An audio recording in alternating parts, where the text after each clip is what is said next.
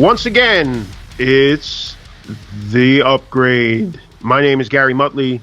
He is... Len Carmichael. Not even going to plug my studio this time. I don't care. Wow. Changing it up. Yeah, sometimes you got to fucking change it up. Keep Whatever. guessing. Fucking tired of saying the same shit every week. Yeah, I mean, if it was up to me, I'd just start with "What hood is this?" every week. But you know, I don't want to steal somebody's gimmick. What's going on, Len? Not too much. Been busy trying to get some mixes done and just like try and get my life back in order. I ended up most people that are listening saw my post.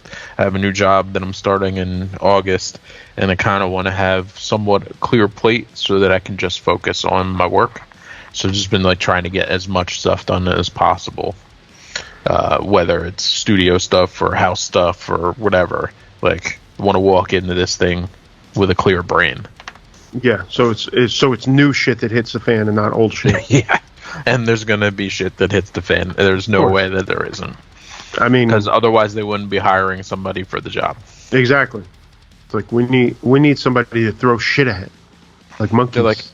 And my new job is going to be quote unquote, as they call it, a sole contributor job. I don't have anyone that I'm managing. I'm managing a project, a process, a program, all basically by myself.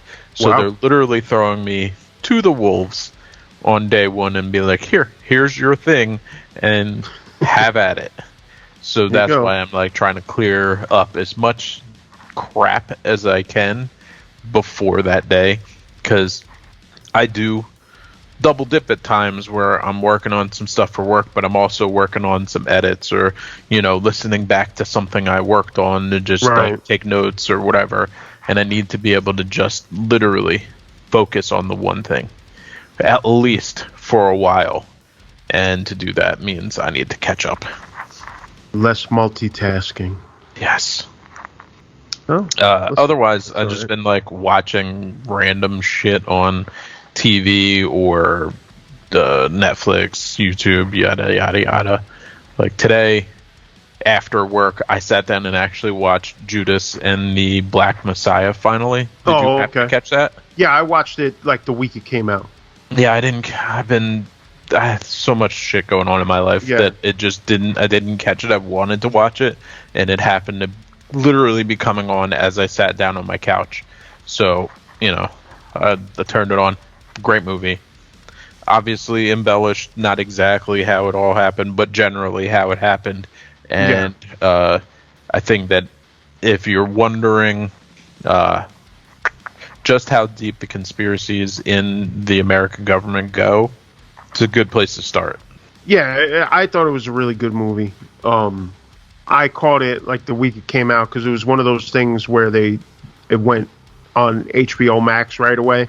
Mm-hmm. So I was curious about it. So when it first dropped, I was like, oh, let me check this out. And it's a really good movie. Pretty long. Yeah, it was like 2 hours long. I think it's a little over 2. I forget. But either way, it's not one of those that kind of drags. No, it's good the whole way. It keeps moving, through. Which for a longer movie, that's definitely good. So I enjoyed it. I knew some of the information that they put out at the end of the movie that just like re-triggered, but like the fact that when that documentary came out that same night, the guy killed himself, and it was basically like he needed to get out of there because people were going to come after that dude. Yeah, of course. So it was better off for him to just be gone. And not that I'm co-signing that type of action, but I get it. And I'm sure you've seen the stuff about that dude's tombstone getting shot at and shit. Of course. And could you be... I'm not surprised. It's just ridiculous that people take it to that level. But hey, I was talking, well, not talking, but like going back and forth, because I think Jess posted something about them replacing a monument or a tombstone or whatever. Well, I think it was her post that I saw that they put like a metal cover over the tombstone because people shoot it up. They've had to replace the Emmett Till marker 50 times because people just riddle it with bullets because they just can't leave it alone. And for me, it's like, yo, I might expend some energy on negativity in my life, but to have that much hate and expend that much energy just to go do something like that is so far beyond the level of what I can even conceive. Like, I just, like, I don't care that much. And if you do, I gotta wonder what the fuck's wrong with you. That's what I'm saying. Like, if you take it to that level, you know, that you need to pop off shots at the tombstone of somebody that was gone. I mean, geez, what was that, 69? Yeah, 1969. That. And Emmett Till was 58? Something like that? Yeah. I don't know. Something in the late 50s. Yeah, so this shit is probably before some of these people were born. 55 was Emmett Till. Yeah, so it's like you really got to take it to that level. Shit, my mom was 5 when that happened. It's just crazy, but that's how fucked up people are. Yep. I think it's fucking insane. But shit, my dad was 21 when Emmett Till was killed. That was a full-on adult. Wow. It's just nuts. But I don't get it. But we can't be surprised by it anyway, because look at the stuff that still goes on in this country. The amount of people that I've seen, that I've come across in various Twitter scrolls when somebody links me to something that's like outrageous, who are still saying that the QAnon-ish type person that was crawling through the window that ended up getting shot is now their like martyr and savior. And then I saw a report that they were saying that the person who shot her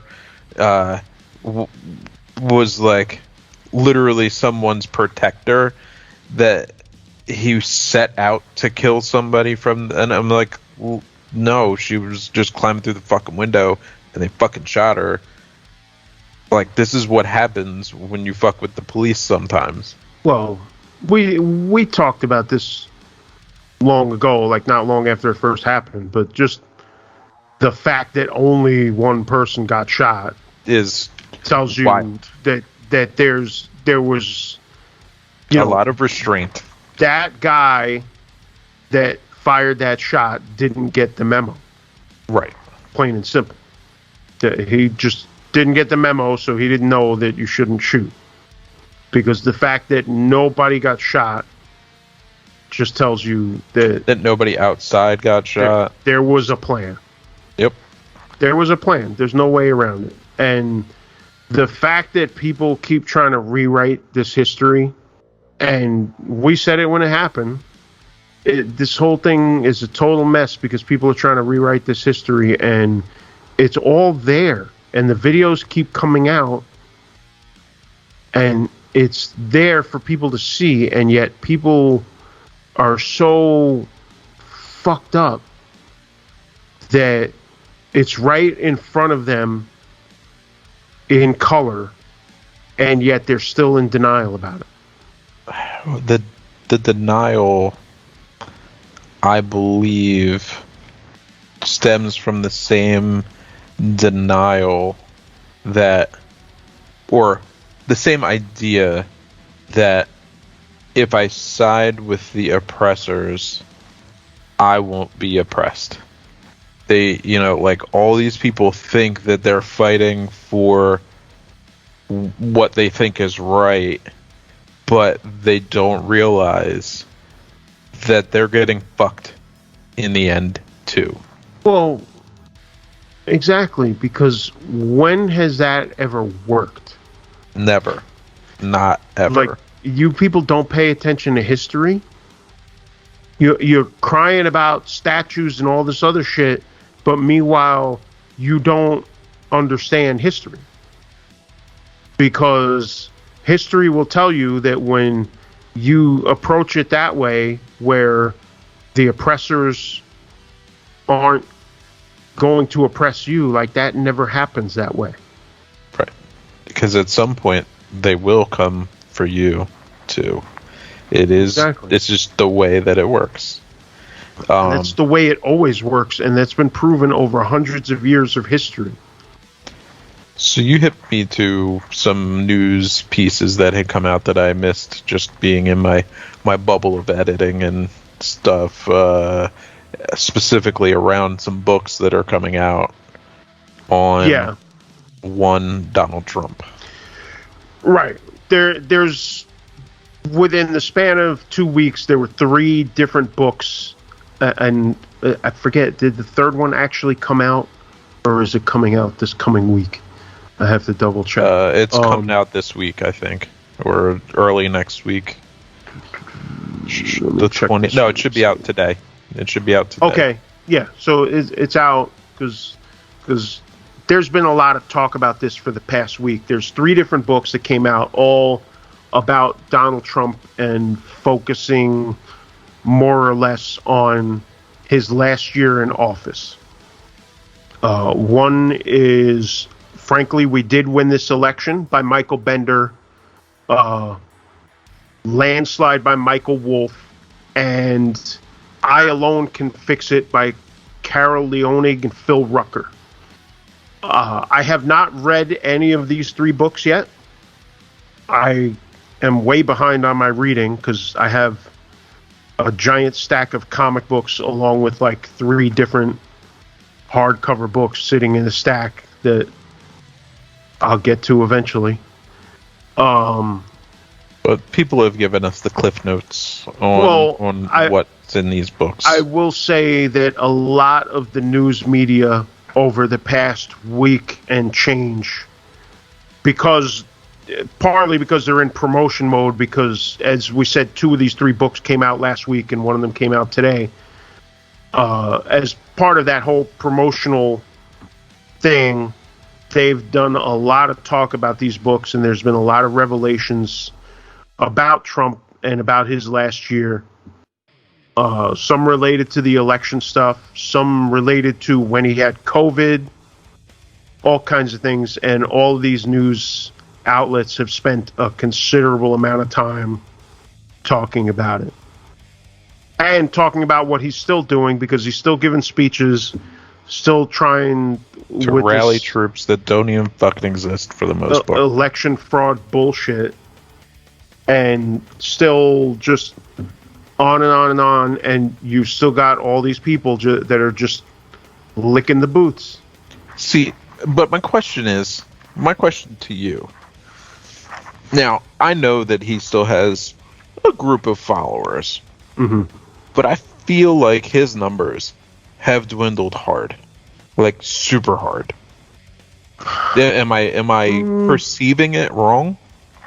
I don't know I don't think you're perceiving it wrong. I think it's really undefined at this point because there's no easy way to gauge it. However, what has happened now is that DC has decided that they think his numbers are there, and that's why so many of these Republicans are all in for the dude. They are 100% backing him because they feel like he is the ticket for them to have more power. So whether he actually has those numbers or not, it's one of 2 things. Either he really does have those numbers, which, like I said, is undefined, and we won't really know until another election comes, in theory. Well, we'll know with the midterms to a point. Or it's just that they're the ones barking the loudest, the supporters. Which is true either way. It's just how much of it is bark and how much of it is bite.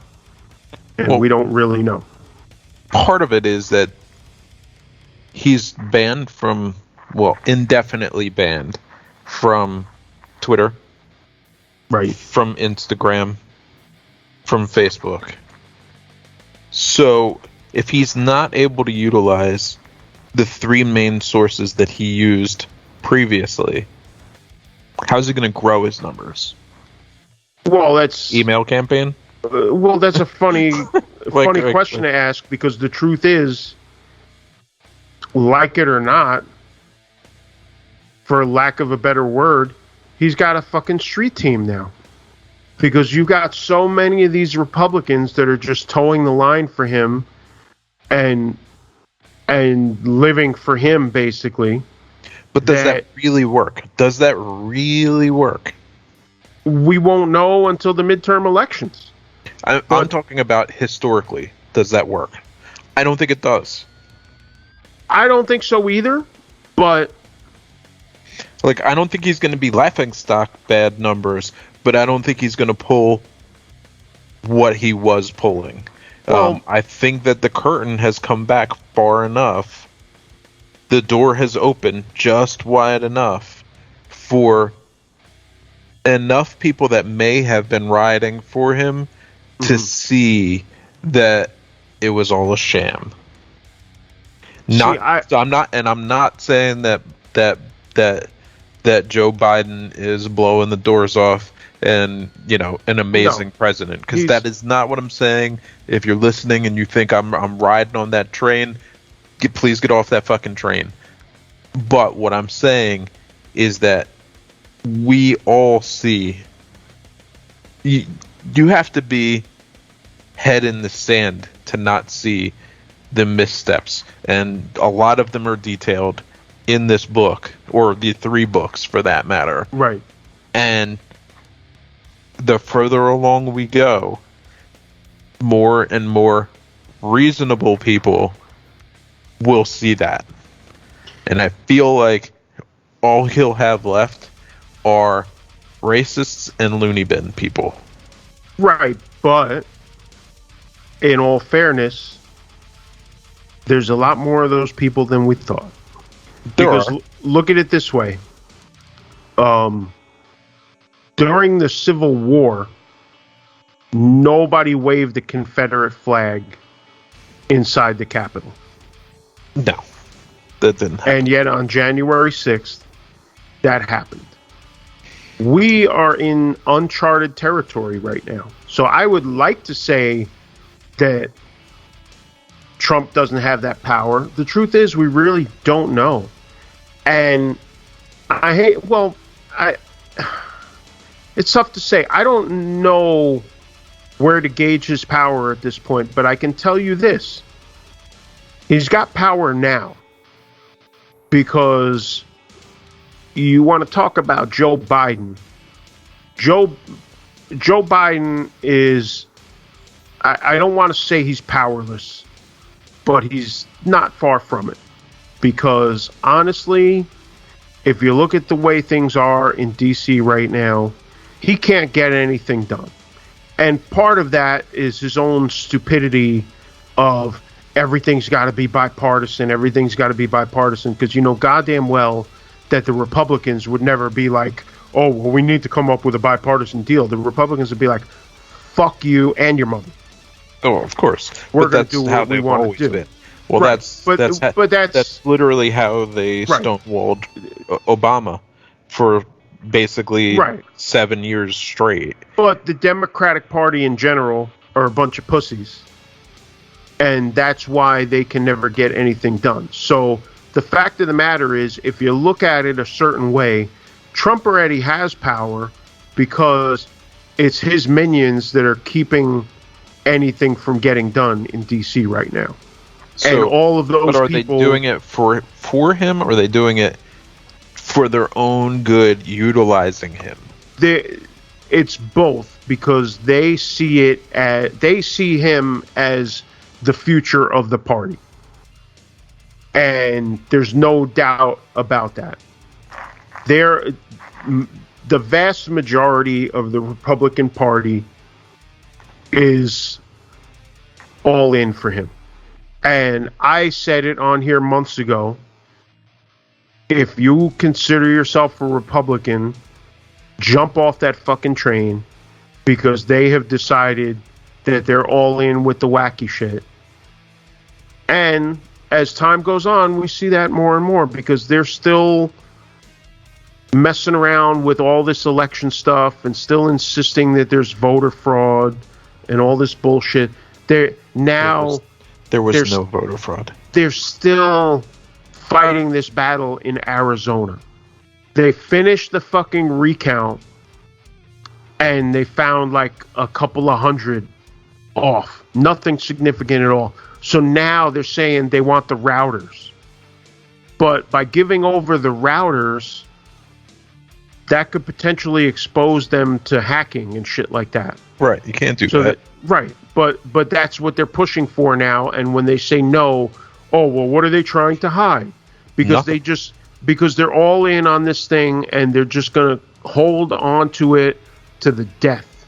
They're gonna hold on to that thing till the death, and that's part of the problem. But since the Republicans, like I said, see him as their meal ticket, whether he actually has power or not, enough people think that he does, and enough people are throwing themselves all over the place just for him, that he still has power.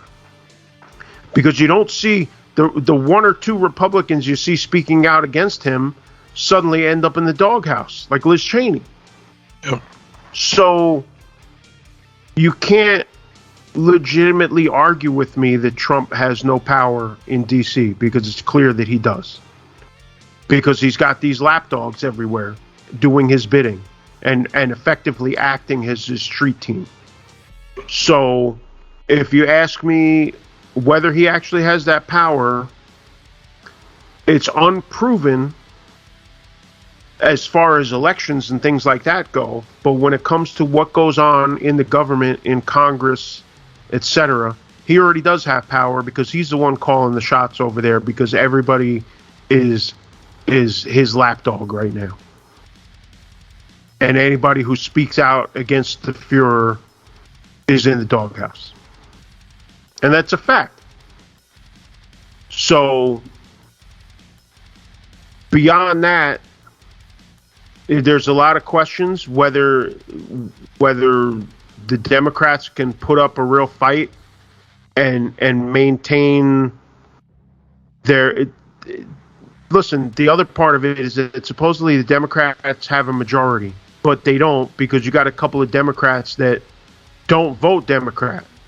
Which is total bullshit. But the other problem with that is that the Democrats are too pussy to do anything about it, because look at what the Republicans do if somebody doesn't fall in line. Oust them. Got to get them out of there. Immediately they're shitting all over them. But do you see any of these Democrats that are voting along Republican lines? Do you see them getting any kind of flack? Do you see of course not. Sinema or Manchin? Do you see either of them catching any flack from their own party? No. Everybody's nice to them. Nobody speaks out against them. Nobody's going to go and try to primary them when the time comes. And that's your problem.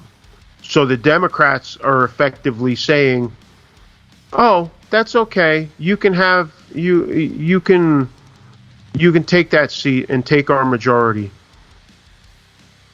And that's what's happening. But there's a lot more to that also, because the Democrats in the end, unless you count the progressives, which is a whole other thing, because as I've said on here before, I think they should just start their own goddamn party. The progressives are in line because they're putting up the front, like they want certain things like the higher minimum wage and shit like that. But when you see things actually happen, you could tell they don't really want it. You think right. Biden could have forced through some of this shit? He could. But he doesn't want to, because in the end, it's all controlled by corporations. And the Democrats can't call the Republicans out on the corporate shit because the Democrats are doing the same shit. But let's take it back to Trump. Trump has that power. And even with all of this information that's coming out about the final days of his presidency, I almost said his reign. It might as well have been a reign. Yeah. And there's a lot of talk in these books about how military leaders are all trying to figure out how to keep him from doing shit. And how he was saying complimentary stuff about Hitler, which doesn't surprise me at all. I saw that too. Well, I mean, General Mark Milley, who was the chairman of the Joint Chiefs of Staff, said that basically it was like a Reichstag moment right before the insurrection on the 6th. Yeah. And that everybody was just following the gospel of the Führer. And, you know, some people have been very critical of people making the Hitler analogies when it comes to Trump. But it's the closest thing we have to compare it to. It really is. And I'll go so far as to say a lot of it is accurate. Even when it comes down to a lot of the media control stuff and things like that, there's a whole lot of psychological warfare going on, and some of it is outlined in some of these books, from what I understand, based on the reviews and analysis of these books and the interviews with the authors and stuff like that. A lot of this stuff is really on point. Because, well, the whole timeline kind of mirrors the whole situation, because there was a small amount of power followed by an ousting and a ramp up of even worse power as they came into what would be the full-on Third Reich. So we are at a critical moment in time where if we do not change the course, we will see history repeat itself, but not in Germany, but right here on American soil. Right. Yeah, but and people don't want to accept it. But look at our police force. They just do what they're told to do. Look at our military. They just do what they're told to do. And I mean, granted, the military has never directly, since Kent State, really come for us as a people. But if someone makes that determination, unless somebody turns them back, some of them will. Well, let's be honest. We talked about a lot of this stuff last year before the election. Everything that's coming out in these 3 books are all things we've already discussed. Oh, sure. And things we were right about. Because I said it back then, and what you were talking about with Mark Milley is a counter to it, but the idea was there, which is that you could easily have enough people within the government who are Trump people that you could make this move. And it's funny because they could have technically made that move on January 6th. It just wasn't as coordinated as it needed to be. Right. It was close. It was real close. Yeah. Because obviously there was some coordination when it came to the Capitol Police, because like I said, the fact that only one person got shot, there's something wrong with that. Because there's incidents that happen in the South Bronx where more people get shot than that, with a much smaller gathering. Dude, but you could have a violent outburst at a fucking Trenton High School fucking football game and end up with more people shot than that. Yeah. But here's what I was going to point out, going back to one of our recent episodes, is that you and I talked about that whole concept of they could have enough people in the right places within government, in the military and things like that, and in law enforcement to actually pull that shit off. And since then, because you and I talked about the fact that we only watched this recently, you and I binged The Handmaid's Tale. And one of the things in The Handmaid's Tale is that they had people in different places in government, so when the time came to make their move, they did it. Yep. And we talked about that long before either of us had watched a minute of The Handmaid's Tale. Yeah, I didn't start watching The Handmaid's Tale until May of this year. Yeah, same here. So there you go. That's how close things are. And we talked about it a little when we talked about The Handmaid's Tale, but looking at it in this perspective and looking at some of the stuff that's talked about in some of these books, luckily you had guys like Mark Milley who were actively fighting against on guard to make sure that this shit did not happen. Right. Because there's some quotes in here where he said they may try, but they're not going to fucking succeed. You guys can't do this without the military. You can't do it without the CIA and the FBI. We're the guys with the guns. And in the days leading up to January 6th, he expressed concern and told his staff that he believed that Trump was trying to invoke an insurrection, and that he saw parallels with Hitler, because he referred to it as a Reichstag moment. Yep. So that's how close we were, and because of guys like that, this did not happen. But if you had a couple of guys in the right places who felt the other way, who knows what would have happened on January 6th. And we were talking about it back then and speculating about a lot of shit, and this just proved us right, because this shit was really happening. It was super close. I think the quote that really solidified it for me from the little bit of reading that I did was the senior official who said that dealing with that Trump, or seeing him work, it's like watching a guy who takes fuel, throws it on the fire, makes you scared shitless, and then says, "I'll protect you from the fire that I just started." And the fact that everybody knows that that's exactly what Hitler did to consolidate his power. So it's just like, we were calling it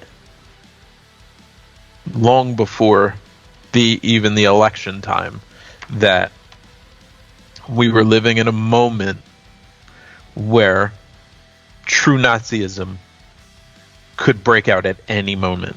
Oh, for sure. For sure. And that's... And people have told me that I'm crazy to think that this is possible here, but I'm like, you're crazy for thinking it couldn't. Exactly. I've had people say the same thing to me, and I think you're crazy to think that it's not possible. And by the way, that's where the title of that one book comes from. The title is "I Alone Can Fix It," and that's a quote from Trump where he said that, and I think he said that back in June, maybe? Something like that. Of last year. He said, "I alone can fix it," which is terrifying, because just like you said, it's the guy that pours the fuel on the fire and then says, "Hey, I'm the only one that can put it out." And that's classic Hitler type shit, because a lot of that was these issues that were going on in Germany, and Hitler was basically like, "I can fix this," and people fell for it. The problem that they'll run into if they attempt to do this is the same problem that they run into in that show we were just talking about, is that the cities will fight back because you have a high concentration of people who aren't going for it. Right. It will mirror that show in many ways, and it scares the shit out of me. Yeah, the only difference is that show was focused on something slightly different. But well, the motivation of it was religion. Right, that's what I'm saying. It's just slightly different. This, I think, would be more a combination of money and politics. Money and politics, but more importantly, race. To a degree. A big part of that as well. Well, in the original book for Handmaid's Tale, it was actually specific about race, too. Right. They just made the show different. Right. But I think the biggest issue there would really be just the financial status. Yep. And it's... So Tony, I've been talking with Tony Corrado. He's been on the show before, one of our esteemed guests and listeners. And he said that he tried to go back to watching Handmaid's Tale, and he had to tap out again. He was like, it's just too real for me, and I can't forcibly make myself watch this when I'm trying to just like enjoy an evening of watching TV. And I totally get it. I do too. Understand. I totally get it. It's I could see why it would hit too close for a lot of people. I mean, with the current climate that we have now, we're still pretty damn close to it. And it's funny because I always think back.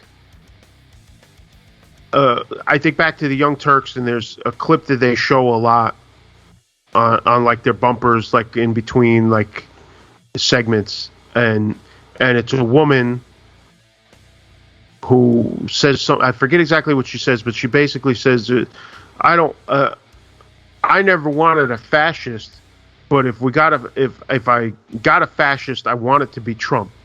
Ugh. And it's just like, this is the fucking mentality that we're dealing with at this point. This shit makes my eyes twitch, and like I don't understand. And it's still strong, by the way, because I could tell you when I went to Pennsylvania a couple weeks back, you could still see Trump signs. There were still Trump everywhere. Well, even forget about down there.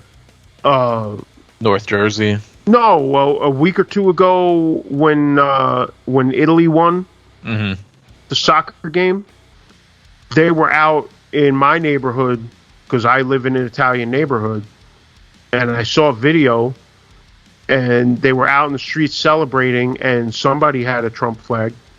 So even still in the Bronx, they're flying that flag. And I'm glad I wasn't over there, because if I was over there, I would have snatched that shit. Fucking lit it on fire. Fuck that. Meanwhile, we're in the middle of unprecedented weather issues stemming, personally, in my opinion, from climate change.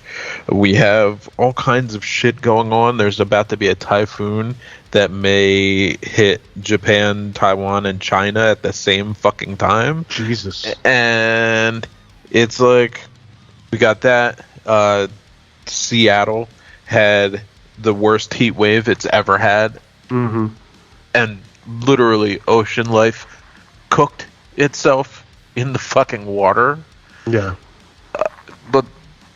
And we're all not just me and you, but like the whole world is just unconcerned with all the shit that's happening around us. And we're all focused on Trump and other shitbag politicians who aren't doing anything to help us. It's all about helping their bottom line. And the worst part is that at some point we're going to hit that spot where there is no turning back, and it won't matter how much fucking money you have. We're all going to fucking die. Oh, yeah. But nobody cares because they're just concerned about those short-term profits. Yeah. And they don't care if, well, our kids are going to see, total disaster. Oh, don't care. Dude, they don't even care about COVID at this point.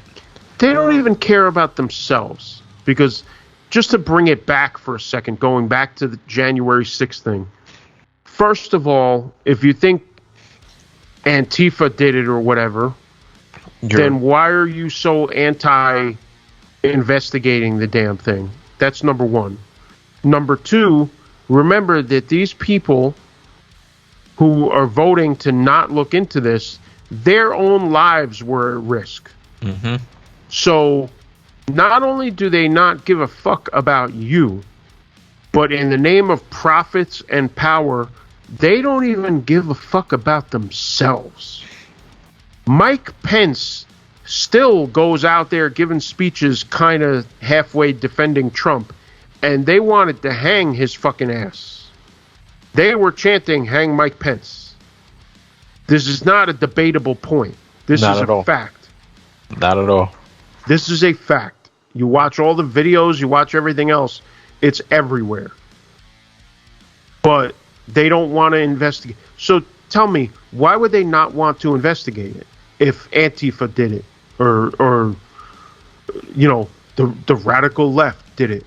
Because if you investigate it and prove it wrong, then you just look stupid. Because then you're just going to find out that, oh, wait, the person under the mask is the same guy that's saying that it was them. There was the other guy. Right. I mean, it's like a Scooby-Doo episode. Exactly.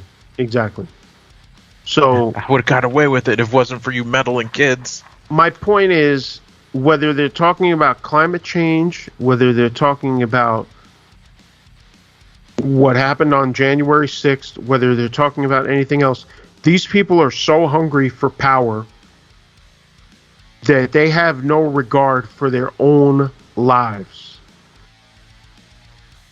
They don't care that the whole world is going to burn. They don't care about anything. They don't care that their own lives were threatened. Because anything deviating from the path fucks with their money and fucks with their power. And that's all they care about. And that's a fact, because if you look into all these different things that I'm talking about, none of it makes any logical sense. There's no reason why they should be against an investigation into what happened on January 6th. There's no reason why they should be so dead set against regulating companies to try and stop some of this global warming shit. We don't need no investigation. Antifa did it. Right. That's all that they need. But wait, you got such a hard on for Antifa, but you don't want to actually do an investigation that would prove that they did it and maybe get some of them put away? And meanwhile, how many Antifa people have we seen get prosecuted? None. Zero? And how many crazy fucking redneck white trash motherfuckers have we seen get prosecuted? Did you see that the one guy called and basically got himself in trouble? He was being held and called his counsel or the other counsel or something and was just like going off saying all kinds of wild shit, and they revoked his bail, and he's just sitting in fucking jail right now. I didn't see that. Man, I have to look it up. Hold on. He talked himself into trouble like that? Wow. No, I didn't hear about that at all. I know there was one other guy that got sentenced, but once again, we knew that they weren't going to investigate this shit properly, and they weren't going to prosecute these people properly, and that the whole thing is a big hand job. It's no surprise. Here, I'm about to hit you with the thing. It's on Insider, so you might have to turn your ad blocker off. But okay. I'm going to send it to you in a second here, if I can figure out how the internet works. But I read this on my like while I was sitting on the toilet or some shit, and he was just saying all kinds of stupid shit. Oh, it was a probation officer. Left his probation officer frightening voicemails about the size of his genitalia. That's not what we meant by big dick energy, pal. Come on now. chill the fuck out. He's from New York. And he was involved in the riot. Oh, that was the kid that was smoking a joint. Oh, yeah. I remember that picture. Yeah, he was photographed with his feet on the desk of a senator while smoking a joint. Can't do that. Smart kid. Female probation officer. That doesn't help anything. Makes it worse. Reportedly sent her long rambling voicemails while he was on bail, and even called her mother once. Ooh. Can't do Some that. of the messages were explicit in nature, including one specific voicemail in which he referenced the size of his genitalia and the performance of his genitalia. Ridiculous. Wow. But called the mother. That's some next level shit. Can you imagine if one of us had done that? Just think about that. And he had a plea deal on the table that would recommend a sentence of 15 to 21 months. So, and I said this back when we talked about it after it happened. You're setting shitty-ass precedents here because these people broke into the Capitol, which is something, like I said, it's not enough to deter. They didn't do it in the fucking Civil War. Here's this guy smoking a J on a fucking senator's desk with his feet up, and they're going to put him away for less than 2 years? Like, is that a deterrent to anybody? No, not really. I said back then they need to throw the book at every single one of these people. This is treason. 21 months for treason. Are you fucking kidding me? You are out of your mind. There are people doing far longer bids for smoking a J on the corner of a public street, minding their own fucking business. See, but this is the scary part, and I know I drew this parallel before, and I'm going to do it again. Here's the scary part. What is going to stop this from happening again? Nothing. 21 Absolutely months nothing. ain't going to stop it from happening again. I can tell you that for sure. You needed to actually behead somebody on fucking national TV to put some fucking fear in these goddamn people. And I'm not being serious about the beheading, but you know what I'm saying. Like, you needed to actually make a example. You need to throw the biggest of books at them. Mm-hmm. You need to, because this is something that should not happen again. And mark my words, as much as I hate to fucking say this, it's going to happen again. Because just like what we're talking, absolutely, because we said it after this happened. Is this a test run for something bigger? It's practice. It absolutely is. Let's see how far we can get. Right. And they got all the way in. So you put these people away for, I mean, that was 15 to 21 months that they were throwing out on the table for this kid. So he might not even do that. No. So he'll do half of that at home with a fucking thing on his ankle. Right. So that means he'll be out and free to go and do the shit again in no time. Like by the midterm elections.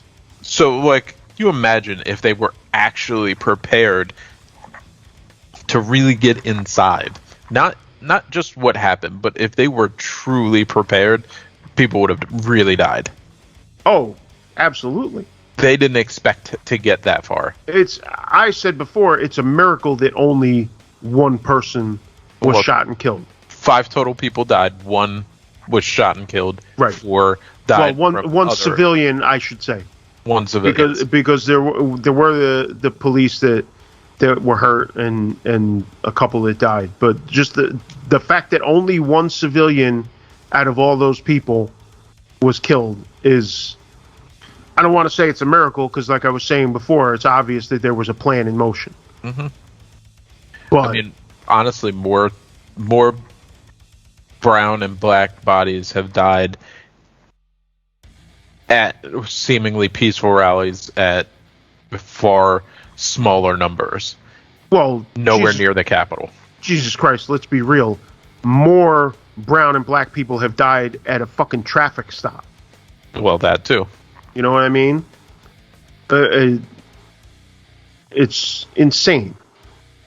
But hell, Elijah, that kid Elijah died for no reason whatsoever, just walking home from the gas station store. Well, that's what I was going to say, just to kind of correct myself. These people died more people have died in a traffic stop having committed absolutely no crime. Mm-hmm. These people were trespassing on government property, forcing themselves into the fucking Capitol building and threatening to kill. I mean, they got into the Congress to the chambers.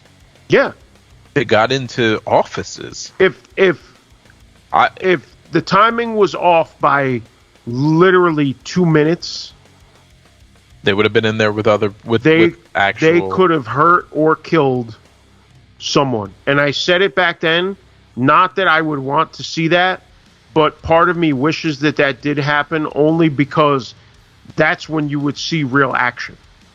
Right. Because if you were watching TV and you saw Pence or Pelosi hanging from that fucking noose that they had out there, the world would be a different place right now, because the outrage would be legendary. But because it didn't happen, it just looks like cosplay.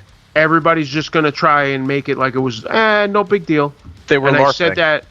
I said that back then, and that's exactly what's happening now. Everybody's going to be like, it wasn't nothing. But that's what happens with all these things.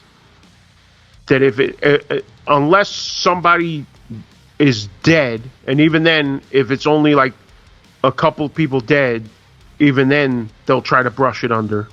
It would have to be a high-ranking official. It's got to be.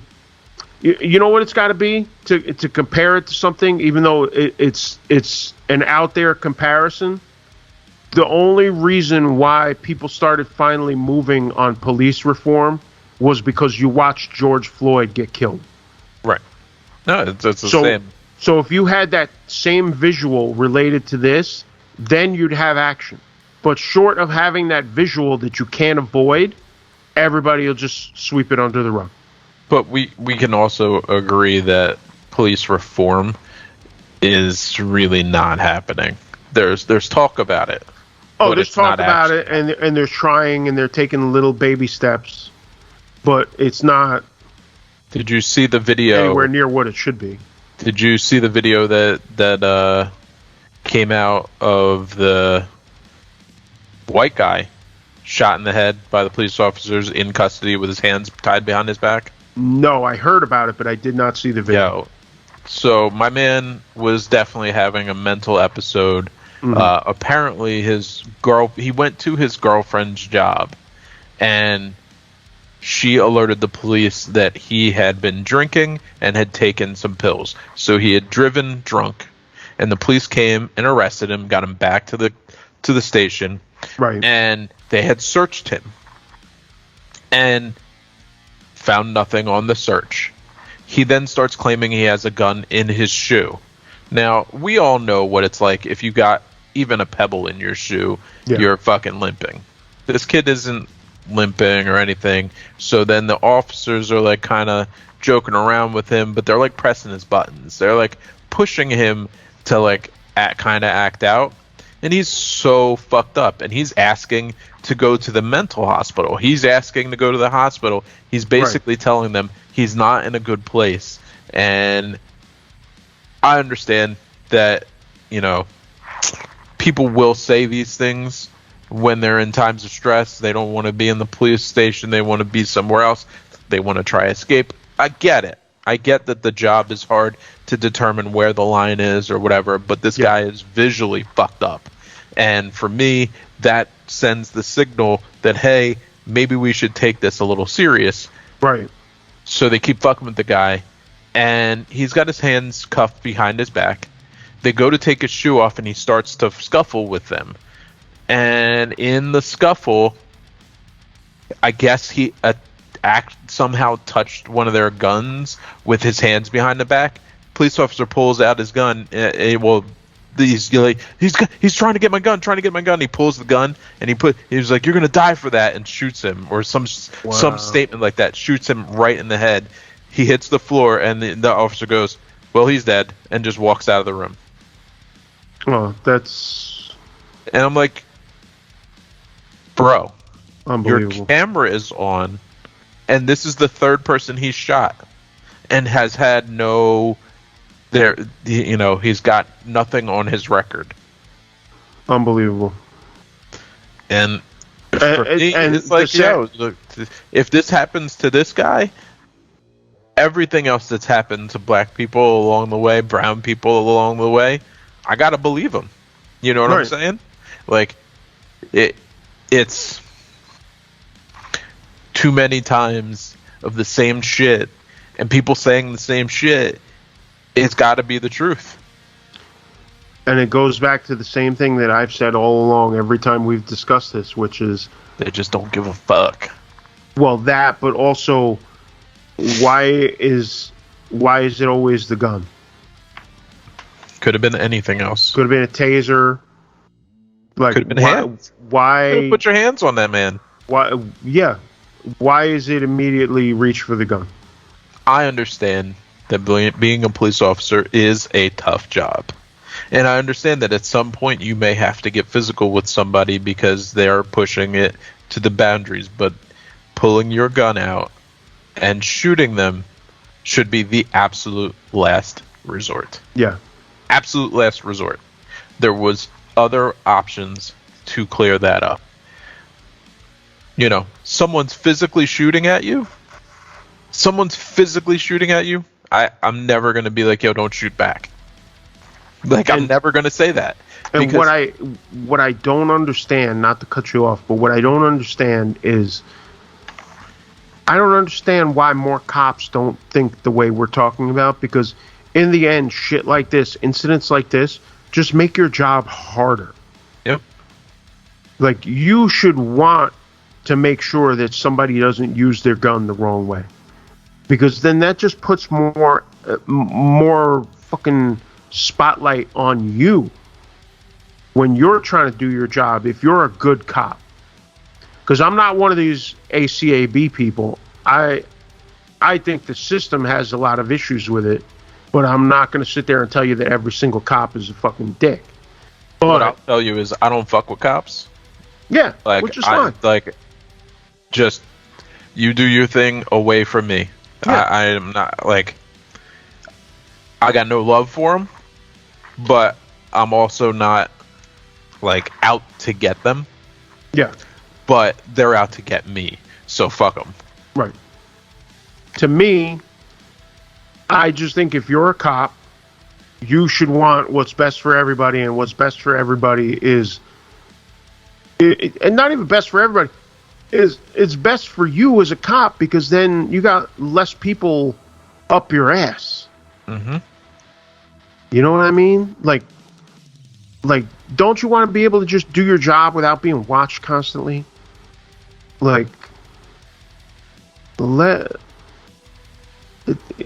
get these, and it goes for this, all the stuff with the bad cops too. It's like, get the bad cops out of here so that the people just trying to do their job can do their damn job. But again, like I said, there's a lot of people that don't think that way, and in the end, that's why people think the whole system is messed up. Because you don't see anybody speaking out against the guys doing dirt. And I fear that they never will. It's just not going to happen. I can't say I have any confidence in it. I guess it's just wishful thinking on my part, but I think the whole system is flawed, and no matter what, of course, there's always resistance to any kind of reform, but I don't have the answers. If you want to know how to fix this thing, I don't fucking know.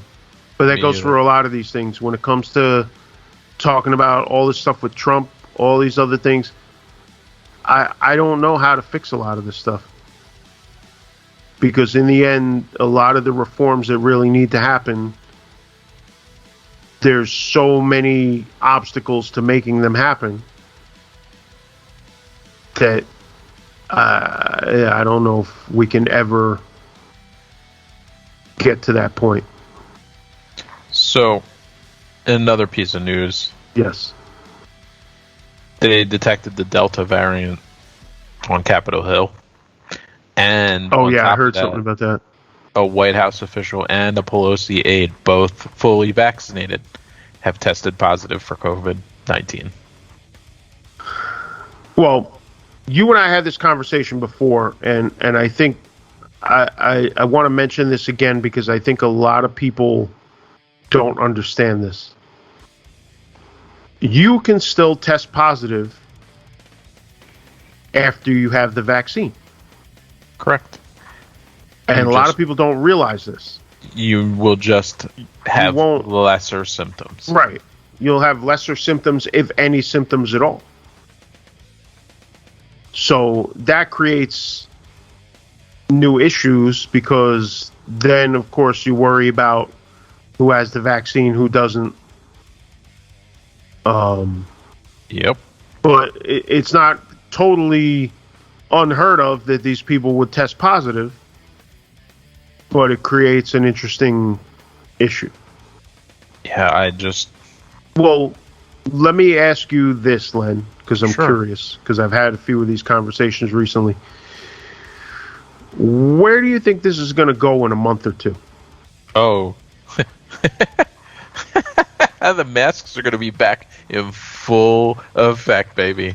The masks are coming back. The fourth wave is upon us. It is here. It is coming, and it's going to be very deadly. And I think it's going to be worse than we ever thought it was going to be.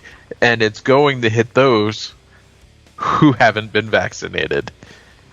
And I'm not reveling in this by any stretch of the imagination. You've had the opportunity to go out and get one. You've fought against it. Not saying you personally, because I know your stance that you're not talking about whether you've had it or you haven't. I'm talking about you as a whole have talked.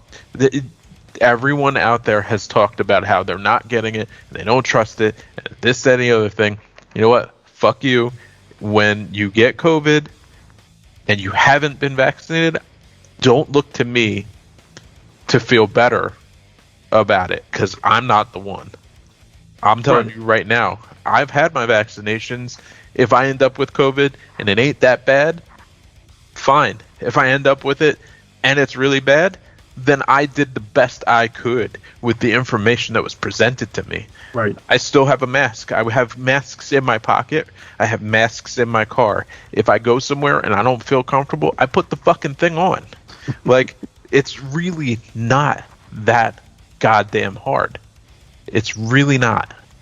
But a lot of people like to make it seem like it's the hugest deal and a big encroachment on their ability to live their life.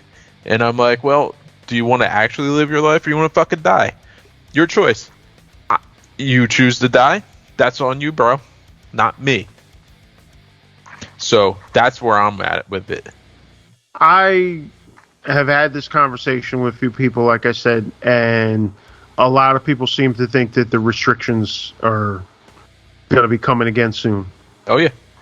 I fucking hope not, because I'm not saying that I want them. I'm not saying that I want them. But I don't see any other fucking option. I know most people are sick of wearing masks and shit, but I don't know at this point. I've always said I understand why some people don't want to get the vaccine. At the same time, that also turns into personal responsibility. Where okay, you don't want the vaccine. I understand why, but that also means that you need whatever to put the mask on, bro. Well, that and whatever happens. Yep. There's risks that are assumed with that. So I don't want to see people crying like that. I didn't know. Fucking crazy ass bitch on that fucking cruise ship. Here, look. See? Just pulled it right out of my fucking pocket. There's a goddamn mask in my pocket at all times in case I need one. And each one that I have in my pocket is fresh. Because if I use it, I throw it away. And I don't just throw it on the street like a piece of fucking trash. I put it in a garbage bag. I see them on my street all the time. Yeah. That's not me. If I'm throwing it away, I throw it away in the proper way, in a garbage can. So nobody has to actually handle it. It's not just blowing around as fucking COVID tumbleweed. It's just, Listen, vaccinated or not, most of you motherfuckers are animals. So whatever. Yo, that lady on the fucking boat. Oh, I would throw her right overboard. She was insane. No, she was nuts. Tested positive.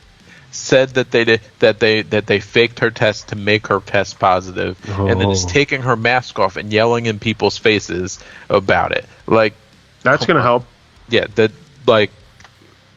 See, once you get to that point, like, what do you think? Somebody's gonna stop and be like, "Oh, you know what?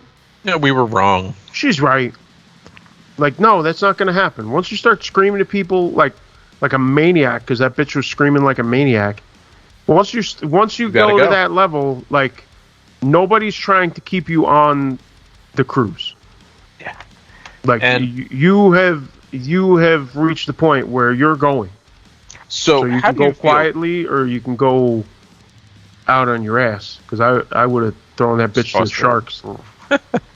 So let me ask you this. Yes. How do you feel about the restrictions they place on these boats? So what I mean by that is there are areas on the boat that are for vaccinated people only. And to get on the boat and be part of the vaccinated only crew, they give you a wristband, and like they check your documentation saying that you've had your vaccinations, you're up to date, whatever, and you can go anywhere you want on the ship.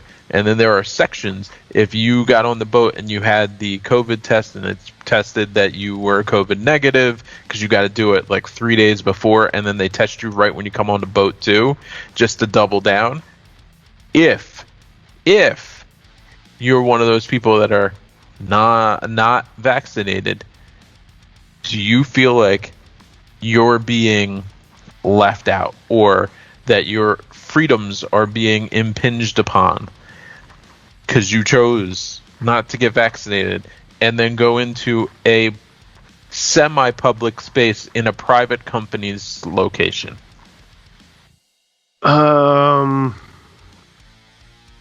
It's tough to say, because I've always said I have an issue with this whole verifying vaccination, mainly because I think it sets a dangerous precedent. But while I don't have... What's that? We've been doing it for years. I don't think it sets a dangerous precedent. Well, when the polio vaccine came out, people had to prove that they had been vaccinated against polio because it was a major concern. Do you have to do that for a cruise? You have to get a bunch of shots to get on the fucking cruise, and you have to actually provide documentation. Okay. Well, if that's the case, then I have no real issue with it. Depending on where you're going. Depends on where you're going. Yeah, I've never been on a cruise, so it's all new to me.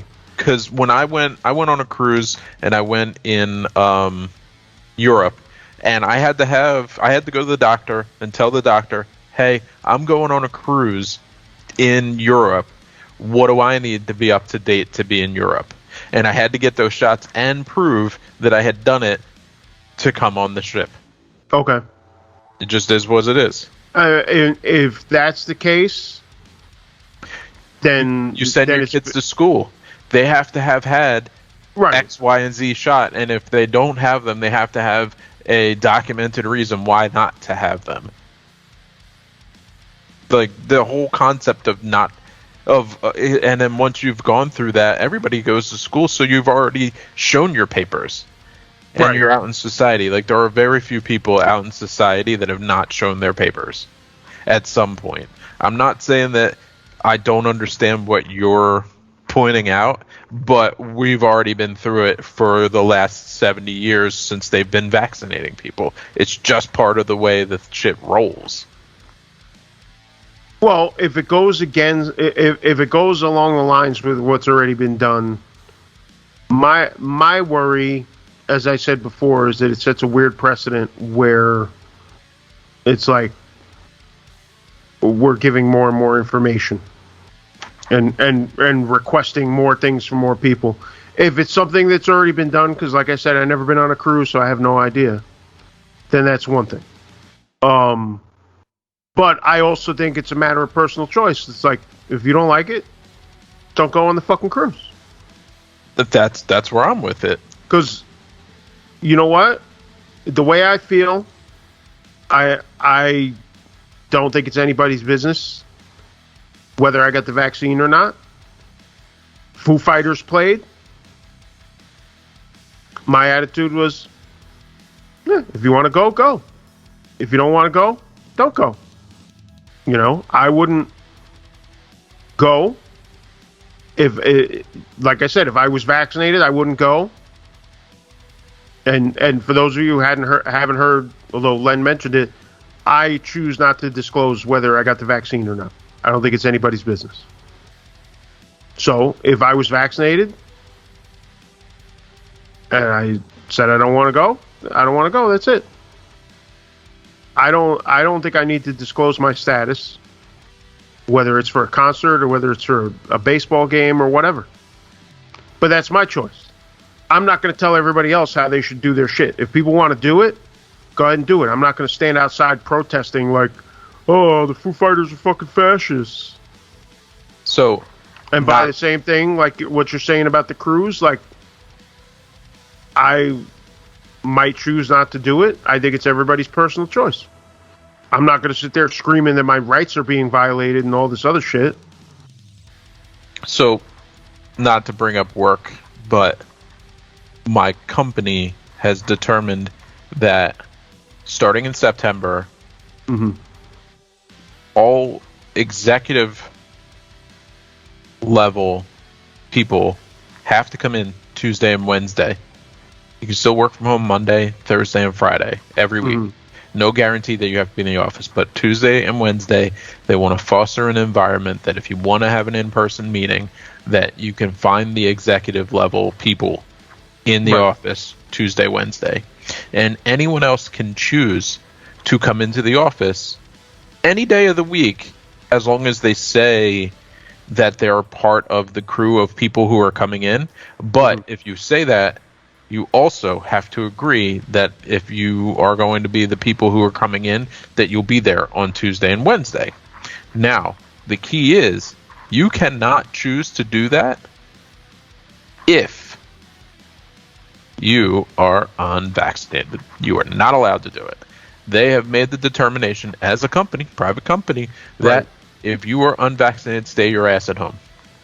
But that puts a kink in the problem because as an executive level or higher, you're required to be in. So they've basically required that everyone that is at that level has to be vaccinated. Yeah, see, that's where it gets weird.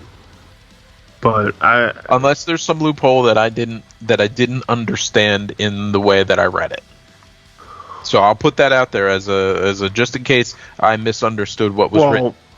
The other part of that is if anybody's going to find a loophole, it'll be an executive. Of course. So that's another thing. I am going back to the office come September because I'm sitting in my basement with no windows and 2 lamps and I'm ready to see the outside. It has nothing to do with the people or anything like that. Like, I can live without the people. I don't give a fuck. But I just want to get out of the basement a few times a week and just not see this thing I have going on down. Yeah. You need a change of scenery. After 15, 16 months, I'm ready to go back and just deal with it like 2 days a week. That being said, I am excited that everybody that's coming to the office is guaranteed to be vaccinated, because then I don't have to think about it. I know I don't have to worry so much. Not saying that you can't or they couldn't have contracted it, but their shedding will be less. I might even be near them and not get it. But that's the thing. If you're already vaccinated, playing devil's advocate, if you're already vaccinated, why do you care? Because I could still get it, which then means I could still give it to other people, right. Which means that I am still liable to be a danger to society. And I don't want to be a danger to society. See, I have this very pessimistic outlook on it because to me, they're expecting people to go by the honor system with a lot of the shit, and nobody goes by the honor fucking system, man. And I think they've opened so many things already that it's all kind of all over the place, and it's just a mess. But it's because this whole thing was handled poorly from the beginning, and I have my own personal beliefs that I live by, and like I said, I don't expect anybody else to, to do things the way that I do. Everybody's got their own personal choice, but there's no right answers necessarily in my mind. Like some people will say, "Oh, well, you got to get vaccinated, and then other people will say, "No." But I don't know. I don't know at this point. It's such a mess that I really don't have any definite answers. The answers that I have is that I'm going to continue to take care of me, right, and the people around me. And if that means that I need to wear a mask, I'll put the fucking mask on. If that means that I need to stay in my house for 6 weeks randomly because that's, because they decide that they need to do another semi-shutdown, then I'll do it, and I will not complain. Like, it will just be what it is, and I'll go along with it as long as it makes sense. Now, I know that gets into a fuzzy area, but I do believe in science, and I do believe that for the fact that it's going through the entire world, top to bottom, that there's no way that every single government, because we already know that every single government don't get along, and there's no way they're all working together in some ploy to go to really screw us. This is real, and the longer we continue to kind of deny that it's real, the worse it's just going to continue to get. So if the World Health Organization or CDC, etc., says that we need to go into a lockdown, I'll go into a lockdown. It's not going to be the end of the world. And we're already on the precipice of complete economic failure. Right. We've been buoyed just by literally the thinnest of fishing wire. And anybody who doesn't see that is blind.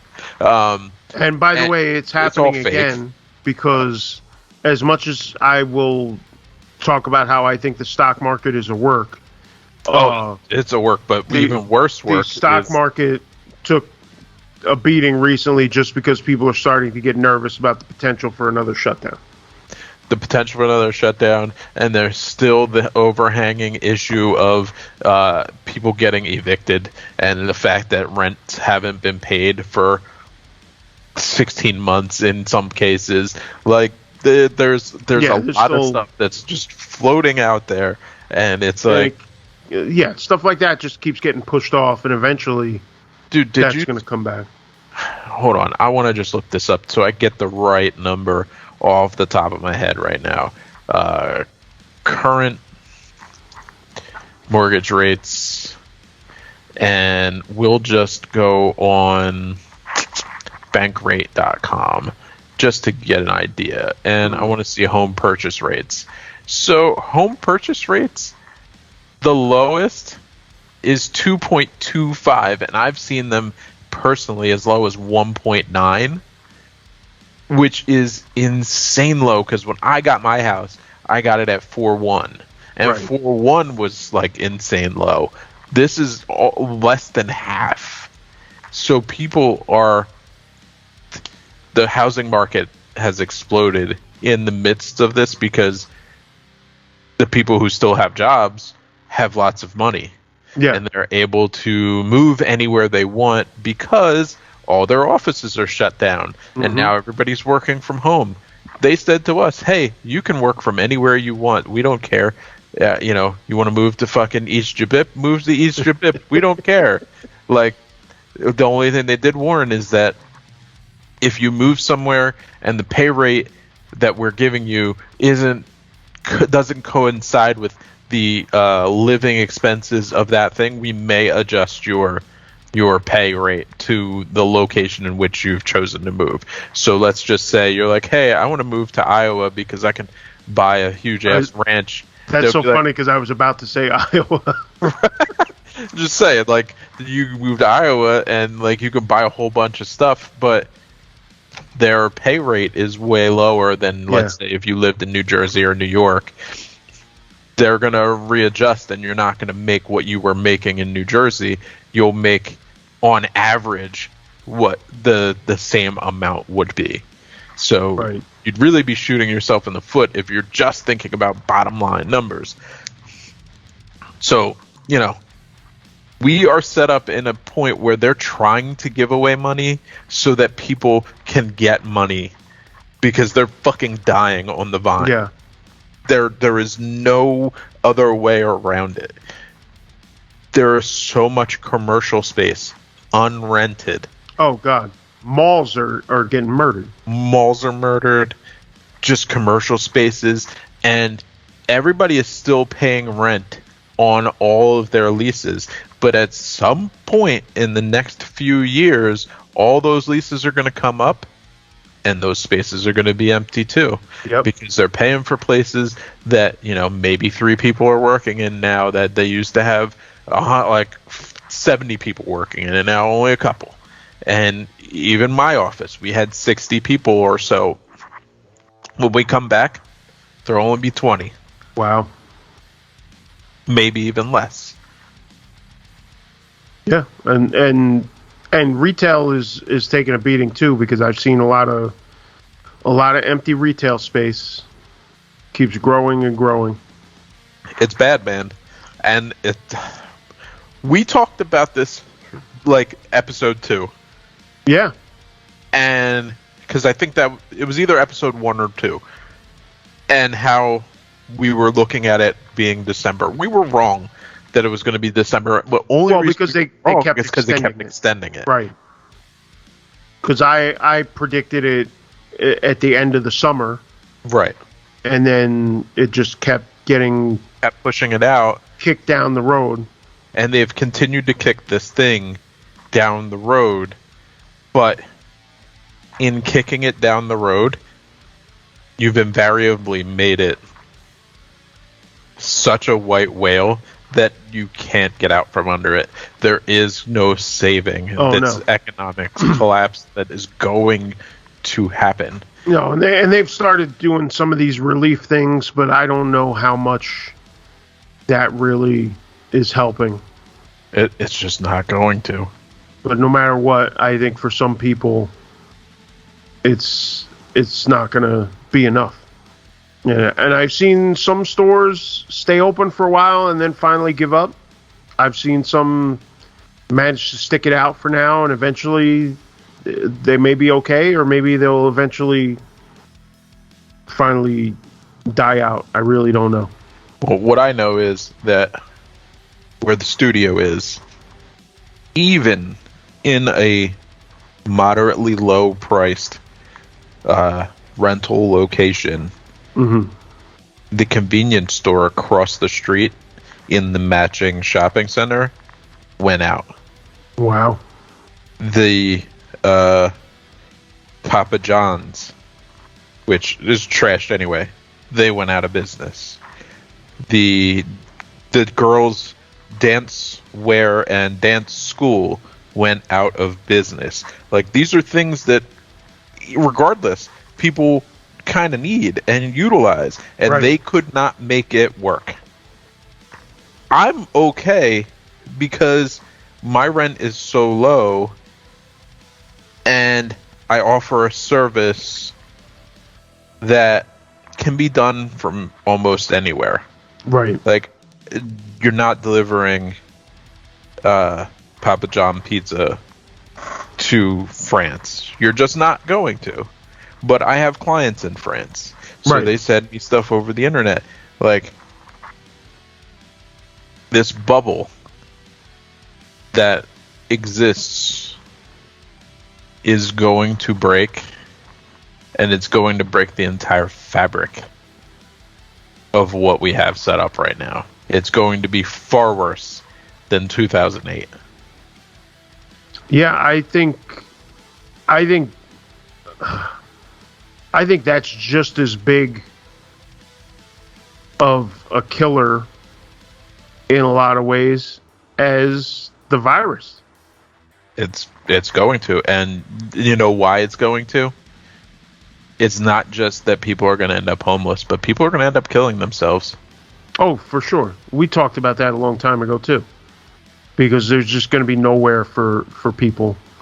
There's going to be nowhere for them to go. There's nowhere for them to work, nowhere for them to live. Well, you figure you haven't been able to pay your rent, and now the only job you had doesn't exist anymore, and you have no money, and you have no internet, and you can't pick up an online job, and you can't do this, and you can't do that, options, and you have no hope. And those with no hope are most prone to that type of action. Yep. Yeah, that's a real concern, and we've talked about that a few times, and there's still no real solutions, and it doesn't matter who's president and who is in Congress and who's in charge of this and that. Like, well, especially because they just aren't working together in any stretch of any imagination. They could solve so much of this fairly simply if they just worked together. Well, they don't want to, because going back to what I said before, it's all based on corporate money and profit. Yep. They're not line their pockets. Now, of course, here's the other thing. Much like what we talked about with global warming, the other problem with this is that, okay, you're making yourself rich off of this thing and that thing, but eventually, what if there's nobody left to work for you?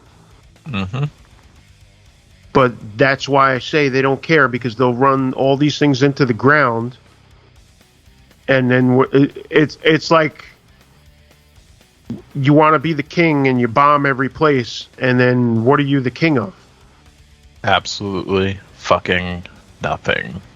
It's like you're the king of a wasteland, and that's where this is headed. So, I don't know. But going back to COVID for a minute. Okay. I want to get your opinion on something else before we kind of wrap this thing up. You think these Olympics are going to happen? Oh God, I don't even want to talk about the Olympics, but sure. Because I'm at the point. I'm at the point where me and some people at my workplace have started to take bets. It's definitely teetering on the bleeding edge here that they're going to have to shut that down. Yeah. Again, mismanagement, mishandling. Just the fact that COVID is real, man. Like and it's. Well, apparently Japan has really mishandled it. Yeah, and but there's badly. No public information about it. They're much like China is. They don't tell anybody what's going on there. Right. And I don't mean to for anybody who's Chinese or Japanese or Korean or anything to put anybody in any box, but the government of those countries, those specific countries, clearly do not put out accurate information. Right. Regardless of what the people in those places are dealing with. And could potentially get help from elsewhere on if everybody worked together. But no, we can't work together. So now we're at this situation where you have people coming from every nation, and it's just fucking spiraling.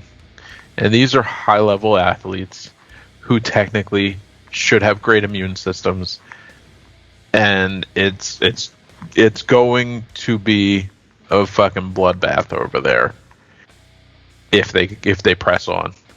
Do you think it'll actually start? Yeah, I think they might start it, and they're going to have to call it. That's kind of the going thing right now with my little circle. The going thought is that it's actually going to start, because there are a few who think that it won't start. Mm-hmm. We think it will start, but then within a couple of days they're gonna have to fucking call that shit. They're gonna pull the plug on it. And there's a lot of people over there that are very, very upset that this is even happening. Do you blame them? No. I don't know. I always like watching the Olympics, but if you ever look into the economics of it, it's terrible. Yeah. That these countries basically put themselves in debt. Like to have them. It's just a nonsensical business model, because they end up losing money. Mm-hmm. And it used to be they would always try to sell it as it's going to be an economic boom. It'll be an economic boom, and you'll be able to make all these improvements and this and that. But the only place that it worked out was Atlanta. Yeah. Only place. Every single other place you can point out that they have just disastrous consequences from spending all that money, building stadiums and locations and housing that then just sit empty and rot. Yep. One of my favorite things to do, and we've talked about this before, is to watch on YouTube people tour ruins or dead malls or whatever. The urban exploration stuff. Yeah, all the urban exploration stuff. I have spent a lot of time watching people run drones into or physically break into and explore old Olympic sites. Yep. Because for the most part, outside of Atlanta, they're all in ruins. All of them. Every single place that has had an Olympics in the last 30 years. Not Winter Olympics for the most part, but the Summer Olympics, the locations are just dead zones. For the Winter Olympics, it's typically, they still continue to use most of that stuff, except for in Sarajevo, where that stuff has definitely gone into just complete ruin. It's as you said, it is a terrible business model. It is terrible for these countries, and I don't know why they do it, other than they feel like they need to have the prestige of having the saying. That's what it is, because I've heard it many times being referred to as a dick waving contest, and that certainly applies. And especially now with this whole COVID thing, because a lot of people are using this as an example of corporate greed. Because since there's so much money wrapped up in these things, it's like they're trying to force it through because of all that money that's on the line. But again, as has happened a million times before, you try to force these things through for money, and it doesn't work out well, that whatever money you think you're going to make, it's not worth it. It's just not. And I think it's the same thing, because I think when Trump was ignoring it, I think a lot of that was motivated by money. Trying to keep things open, trying to keep things operating so that the corporations can make money. And that's the way they're viewing it over there now, that they're trying to push this thing through because they want to make money. And that's why there's so much resistance to it from Japanese citizens. And at this point, I don't know. It might start. I don't think it's going to finish. There's no way it finishes. I'll say that right now. There's no way it finishes. Yeah, I'm back and forth on whether it'll actually start, but it definitely won't finish. It's a mess. Let's just call it what it is. It's a fucking mess. Yeah, it's surprising to me, since Japan is so advanced with so many things. It's very surprising to me that they are having so many issues with this. But apparently part of it is staffing when it comes to actually giving, distributing the vaccine and stuff like that. Apparently they're saying they don't have enough people trained to do it. Yeah, exactly. Like, we trained monkeys to do it here, basically. No offense to anybody that was out there giving out the fucking thing, but like, it's not like we had doctors giving out the shots. It was people who were willing to take on the job. Maybe phlebotomists at most. At least they haven't tried robots. I mean, at this point, get the fucking robots. No, like, let's go. That's Skynet. That's how Skynet starts. Not letting a robot give me a fucking vaccine. Fuck that. So when exactly is the opening ceremony? Is it like next week sometime? I don't know exactly. Let me see if I can dig it up. Some preliminary events began. Yeah, yesterday. the preliminary stuff has already started. No, they start tomorrow, the 21st. So, well, the official kickoff is Friday. No, technically, it is already the 21st over there. So because I already see a score for a softball game. And yeah, Italy versus United States, right? No, Japan versus Australia. Already completed. Already completed. 8-1. Japan won. Okay, yeah. Well, Italy and United States are playing right now. But again, it really kicks off on Friday. So yeah, they always do preliminary stuff. Because you run out of time. There's no way to get all that shit in. Did you see the people crying about skateboarding being in there now? Well, what I really don't understand is how are any of these American skateboarders gonna pass the fucking weed test? That's what I want. Like, how the fuck are you gonna have skateboarding in the Olympics and then you're gonna be testing for weed? Like, how does that work? I mean, that doesn't make any sense. I don't know. I just don't know. You're already running into problems with people testing positive for weed. Like, you think skateboarders could do that shit all fucking straight? Come on now. It's not happening. Well, going back to what we were talking about, here's an article from the Wall Street Journal. The 2021 Olympics are turning into a $20 billion bust for Japan. Oof. Toyota says they're not going to run any ads in Japan tied to the Olympics. Toyota is Japan's most valuable company and a global Olympics sponsor. It's not good. Spent millions of dollars on a Super Bowl commercial featuring the Olympic rings.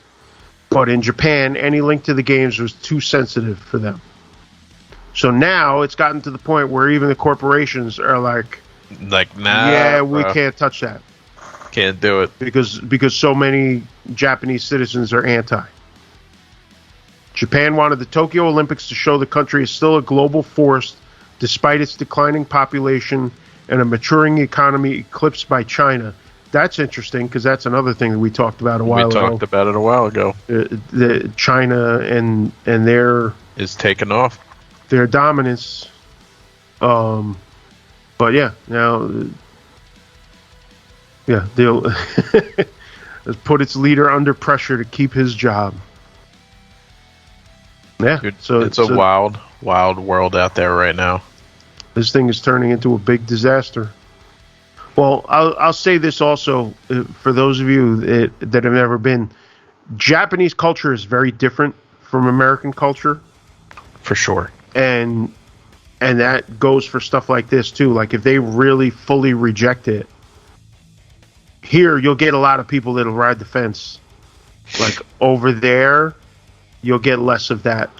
They're very much tied into honor and things like that. And if they feel that something is dishonorable, they're really not gonna give in on it.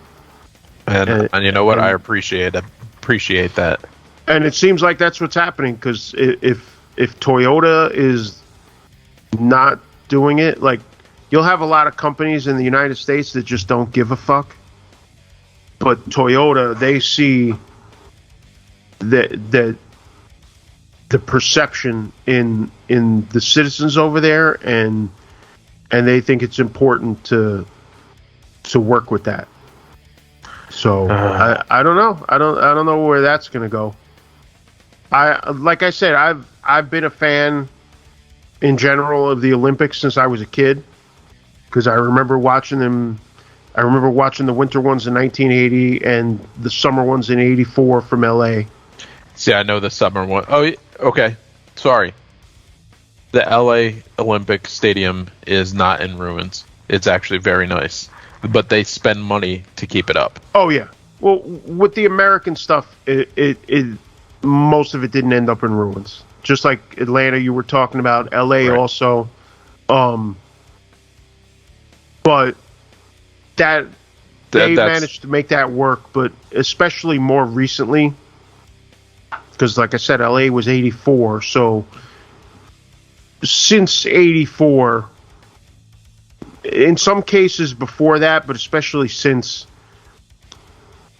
most Olympic sites have not done well. No, not at all. But I think with LA, a lot of that stuff was different because some of that stuff was existing and it was a different kind of business model. And I think after that, things changed a lot. But now, and I heard a lot about it because years ago, you'll probably remember they were trying to make a bid for New York to do the Olympics. Better off that they don't. And it would have been a total mess, but that was where the whole West Side Stadium thing came into play. And there was a lot of politics involved with all of that because they were trying to make that happen, and then Madison Square Garden like really worked hard with a lot of politics to kill that deal. And now it's the West Side Yards, which is all like expensive apartments that nobody lives in, maybe like 2 months out of the year. You know, all that bullshit. But yeah, in general, and as Len was saying, you could go on YouTube and look it up. You'll find a lot of urban exploration videos where they're going through, or drone videos where they're looking over a lot of Olympic sites that are sitting there abandoned. Eyesores. Blight. Yeah. Just falling apart. I mean, I love looking at that stuff. Don't get my statement about calling it eyesore or blight wrong. I enjoy it. But it also is sad because it's just like a time gone by. a waste of money, a waste of effort, and just something that could have been used for something else, or money that could have been used for the people that didn't need to go to the waste that it did. Right. Yeah, it doesn't make sense financially anymore. That whole thing of it being used for improvements has kind of been shown to be a myth. Proven wrong. Yeah. And by the way, going back for a second, it looks like there's a lot of other companies, despite the fact that they're not allowing spectators, apparently they were allowed to invite executives from certain companies to the opening ceremonies. Mm-hmm. And a bunch of companies besides Toyota have all decided that they are not sending their people. Good. So well, I don't think they should. Yeah, and there's call other me a dick for saying that, but I don't care. I don't think they should. And there's other companies also making changes when it comes to advertising, because Bridgestone also is not broadcasting commercials along with Toyota, and a few other ones are. Sounds like it's turned into a big fucking nightmare. Now. Yeah, well, as it gets closer and it looks to be more dangerous, people are jumping off the shit. So, because they mentioned a few other companies that are still planning to air ads, but are still one or two that are still undecided, less than a week away. So it's gonna get very messy. Yeah, it's gonna be something. I'd say that.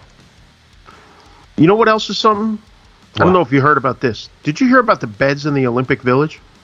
I heard some rumbling, but I didn't dig into it. So why don't you tell me? The Olympic Village, if you don't know, is where the athletes stay. They have a whole culture there. And one of the things that happens is that these people like to party. And when you get a lot of young people partying, you know what happens? You get a lot of smashing. They like to get it on. So over the years, they've handed out condoms in the Olympic Village, stuff like that. Apparently, as a way to discourage this sort of behavior, they have decided, well, also to supposedly make it environmentally friendly. Yeah, okay. These beds are made out of cardboard. Cardboard? Cardboard. Recyclable cardboard beds. I'm going to send you. Hopefully, you don't have problems with the paywall with this bullshit with the New York Times, but I probably will. But whatever. I'm gonna send it to you. Cardboard. I can't fucking read it. I can't read it. I'll read it somewhere else. Hold on. Cardboard. Here, I got an ESPN link for you instead. I mean, I saw something. I found it. The hard truth about Olympic Village beds. Yep. Yo, these look like the most uncomfortable beds to ever exist. Yeah, but you really think that's going to stop people from smashing? No. Dude, that's what I don't understand. Like somebody ain't smashed in a cardboard box before. Come on. Well, that, but also on the floor, in the shower, anywhere. Come on now. Like, Standing, you really think these 20-somethings are going to be stopped by some cardboard? No, not at all. Stop. This is not even a half deterrent. I like my irritation with it is you're making it so that these high-end athletes who probably need the sleep are going to sleep on trash. Yeah, they're sleeping on whack shit. Like beds will be made of cardboard. This is aimed at avoiding intimacy among athletes. Get the fuck out of here. That shit's going to happen anyway. Yeah, stop. If they want to hook up, they're going to hook up. But meanwhile, one dude who's over there made a video of himself it's in that ESPN article, jumping up and down on the shit. And he's like, what's this stopping? So it's a bunch of nonsense. But yeah, I mean, come on now. You really think that's going to stop these kids from getting wild? Not at all. Stop. Just stop. I mean, honestly, that's what they went to the fucking Olympics for, other than the competition. It's also the time in Olympic Village competing with each other. Yeah, apparently they've been giving out condoms there for years. Over 10 years, which is a good idea. Plan. Hey, I'm not mad at that. Yeah, at least they're not in denial there. But like, you really think a cardboard bed is stopping anything? Stopping. You'll do, as Conor McGregor says, you'll do nothing.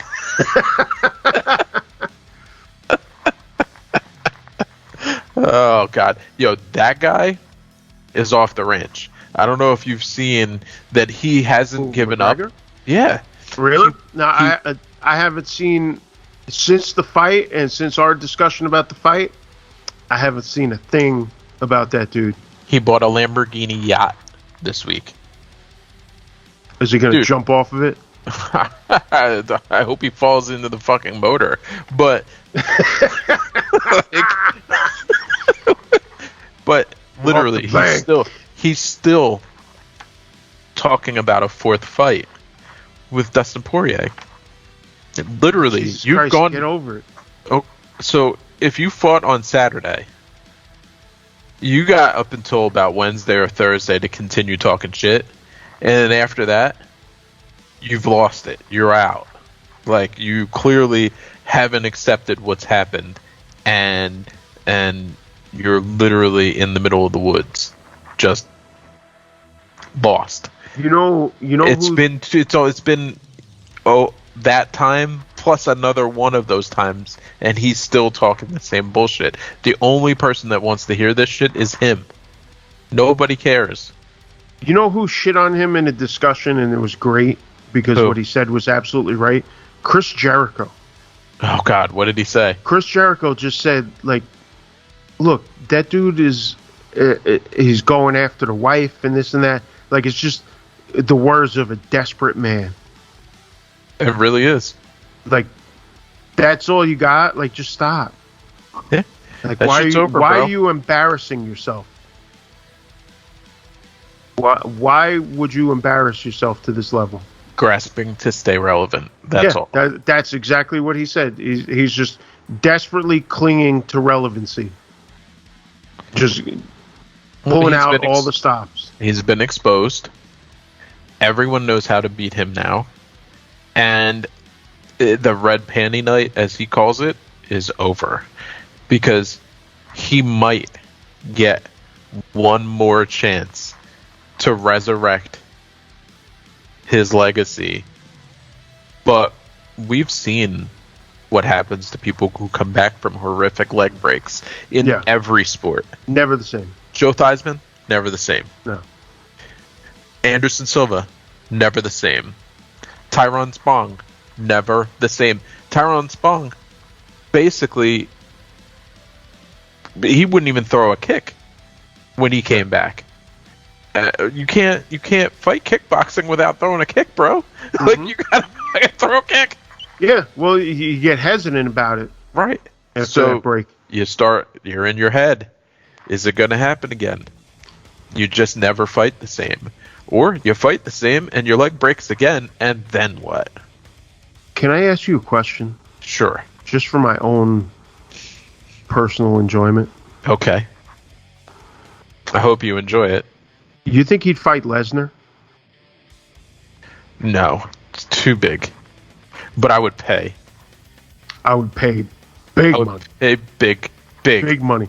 He'd thrash him around like fucking... Dude, he would throw him thrashing around Loki. How about this? You know how you wanted to have John Jones on coke? Yes. and Lesnar on all the roids. Mm-hmm. Let's have Conor on everything. Oh, let him do whatever. And let Lesnar do whatever he wants to do. And I guarantee you we see him hit the fucking roof of the building they're in. Oh, I would pay all the money. Take every dollar. So just so I can see it. I must see it. That was like my end digression of the night, was just to toss this in that Conor McGregor is still off the ranch. And so much so that he bought that Lamborghini yacht. It's bright fucking green and black. Oh, God. And he's on the internet pumping himself about this purchase and trying to make it seem like he didn't just spend $37 million on something that, you know what, bud? That last fight could have been your last fight, and you got no more big paychecks coming in. Yeah, what are you spending that money for, pal? You might want to, like, slow that shit down. Just pull back a little bit. Yeah.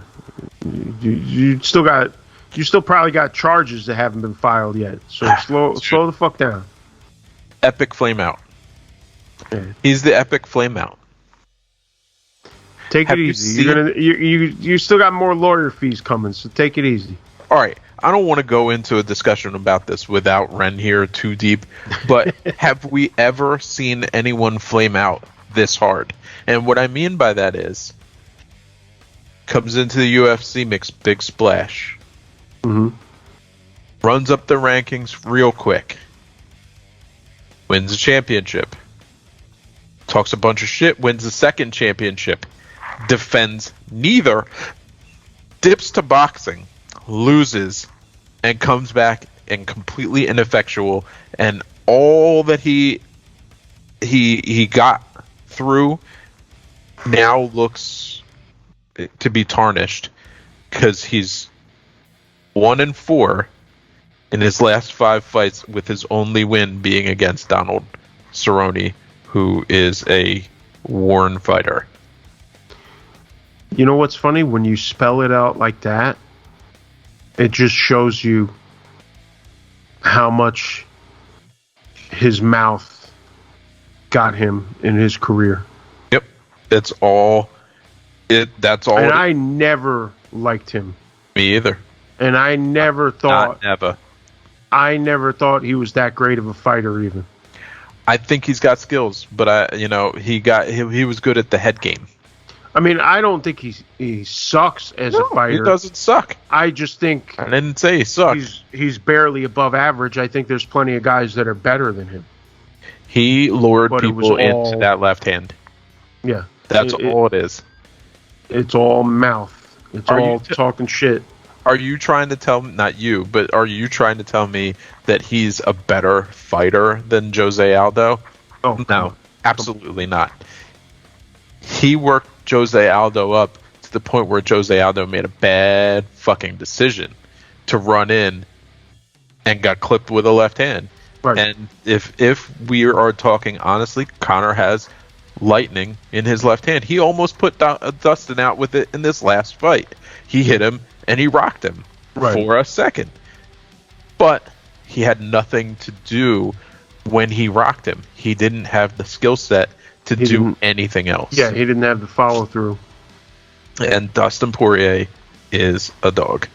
And he's not going to give up. And especially, it's like, I'm an Abe Froman guy from the internet, but like I understand the espousal that he says. He's like, if I'm gonna go out, it's not gonna be by this guy, and that's what Dustin is operating on when he goes in to fight Conor McGregor. He's like, I might lose, but I'm not losing to him. I've already lost to him once. I'm not doing it again. Good. So that's the right mentality. I was listening to somebody, and they were like, if you put Conor in there with Dustin 100 times, at this point, it was Khabib. He was like, at this point, Dustin's winning all 100 of those fights. Wow. At no point do I think he has the skill set to overcome what Dustin presents at this point. He's like, he'll go 100-0. And you know what? I believe Khabib. Yeah. Anyway. I still would like to see Lesnar just tear him to pieces. Just because. It would be hilarious. Big money fight will bring Lesnar back. And listen, in the end, I'll pay that fucking money, man. See. Like, I don't like. I'm gonna say I won't pay the money because I'll just rip it off the fucking. No, like, for that, you'd pay the money. I'll pay it. I'll pay it. Because you don't want it to possibly go out in the middle. No. I want to see every last fucking second in high definition, the highest of high definitions. I want to see every bone when that spine gets ripped out. Let me see it. I will pay the money. Let me ask you this. Yes. How far up the rankings do you think Lesnar could make it at this point with what you've seen of the heavyweight division? Do you think he's still top 5 if he comes back? No. Top 10? No. Maybe top 10. I think at this point, I mean, all joking aside, I think Lesnar's out of the game. Oh, of course. And we're talking hypotheticals. Yeah, but I'm talking about like even mentally. Like I don't think he would. I don't think he would have any fire in him. So I think it would just be a job, and I think there's plenty of heavy. I think there's plenty of heavyweight guys that actually have the fire. So I don't even know if I'd put him top 10 just based on that alone. What I do know is Tai Tuivasa would knock his teeth out. Yeah, that would be some shit. I would. Hey, drink a shoey at the end. I'm a man. I hit back. That was cold blooded on the internet right there. Yeah, if you don't know Tai Tuivasa, we talked about him when we talked about the last UFC show, and that dude was still. Thanks, Walter, for sending that out. That dude was still spitting fire at Greg Hardy after he beat him. And we talked on here about how Greg Hardy had issues with domestic violence, and Tuivasa was like, "I'm a man. I hit back." Oof. Dude, he put him to sleep too, basically. Oh man, he put him to sleep, and then he said he'll put him to sleep again. And he put him to sleep on Instagram. So that dude was still laying him out. I wasn't all in on him at first, but the longer I watch him fight, and he just needs to stop with that shoey bullshit. Stop drinking beers. Oh no! Stop! Fuck out of here with that. Stop that shit. I said it. I said it on the other episode. Like that shit needs to stop. What the fuck? But other than that, I think it's great. Yeah. Like, just chill with that bullshit. I mean, honestly, it looks like when I watch him fight, I'm like, yeah, I look like that guy. I take my shirt off, I look like that guy. Well, I mean, that happens with the heavyweights, especially in the early days. Like, oh god, oh hey, Tank Abbott, I look like that guy. Oh hey, Cabbage Carrera, I look like that guy. No, Bob Sapp though. Bob Sapp was a fucking beast. Bob Sapp was a beast, but he ended up becoming fucking jobber to the stars, pretty much. But he's a legend. In Japan, he's a legend. Just for the pizza commercials. Did I stun you with that?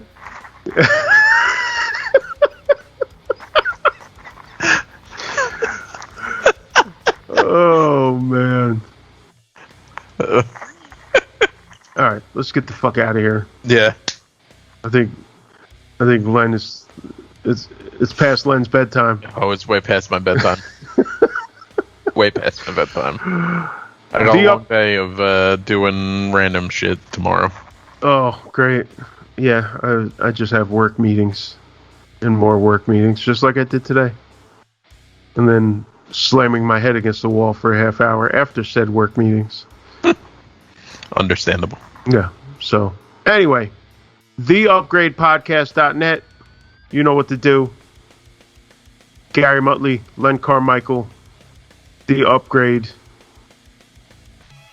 We'll see you soon. Peace, bitches. Bye.